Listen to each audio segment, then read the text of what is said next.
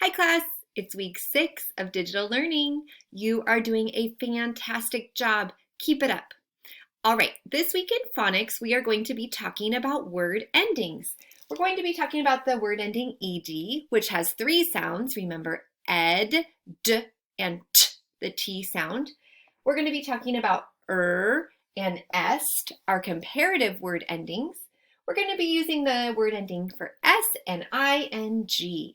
Now, what I want you to do when you're reading words that have a word ending is to read the base word first. So this first word, I'm going to just cover this up in my brain. Read that base word. The base word is work. What is it?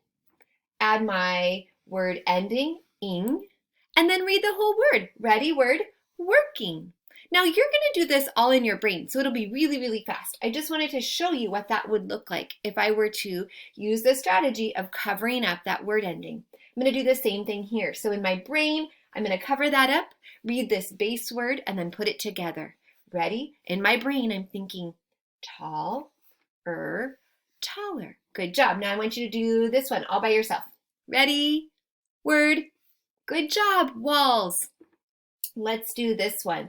Our ending will be important that we know our base word because this word ending has 3 sounds. So let's read the base word first.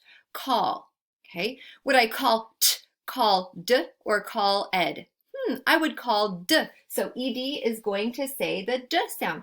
Ready? Whole word. Called. Good job. Okay. Let's do one more. Here's my word ending, ing. Cover it up. Here's my base word, go. What's the whole word? Ready? Word, going.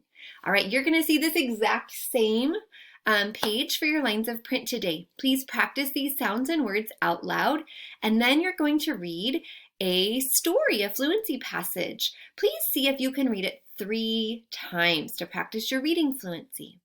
After that, you are going to be logging on to Bookflix to read 2 books about dinosaurs. Fill out your reading journal for me. And next, in math, we are going to be continuing to add 3-digit numbers and subtracting them. Except today, I'm going to show you a different strategy. The strategy in your math slides is to start in your hundreds place and to subtract your hundreds, tens, and ones. That's a great strategy to use. I'm going to show you another strategy, which would be to start in your ones place. So the first thing I'm going to do is notice my operation. I'm subtracting. That means taking away. So the only number that I need to draw out is the first number, or the large number, 625. So I'm going to draw that out. 600s. Let's see how quickly. I bet you could draw this out faster than me. So I have 600s. I have 2 tens and 5 ones. Now, I'm subtracting 356. Now, I'm going to show you the strategy to start in the ones place. The strategy on your slides for today is to start in the tens place. It's important to have more than one strategy so that we know how to solve a problem. Remember, it makes our brain smarter when we have more strategies.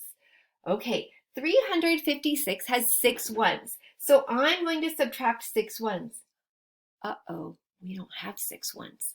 So we have to break apart a 10. So I'm going to cross out this 10, and then I'm going to draw 10 little ones. Now I can subtract 6 ones. Let's do it. Ready? 1, 2, 3, 4, 5, 6. How many ones do I have left over? That's right, I have 9 ones left over. So I'm going to put a 9 in the ones place. Okay, now my tens. I'm subtracting 5 tens. I don't have enough. I only have 1 10. So I need to take a hundreds piece apart. Now, 10 tens makes 100. So I need to draw 10 tens. All right, let's see. I'm going to squeeze them in right here. 1 10, 2 tens of 20, 30, 40, 50, 60, 70, 80, 90, 100. Okay, now I'm going to subtract 5 tens.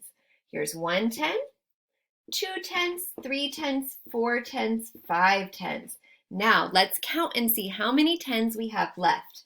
1 10, 2 tens, 3 tens, 4 tens, 5 tens, 6 tens. So I'm going to put that up here. Now I need to subtract 300. That's going to be easy. 100, 200, 300. How many do I have left over? Yep, I have 200s. So my answer is 269. Try this strategy, friends. Draw it out. Remember, if you don't have enough to subtract, you might need to unbundle a 10 or a hundreds piece.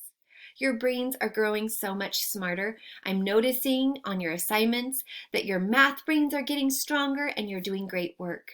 This is math that will prepare you for third grade. So work hard, challenge yourself, and turn in your assignments for this week. Have fun.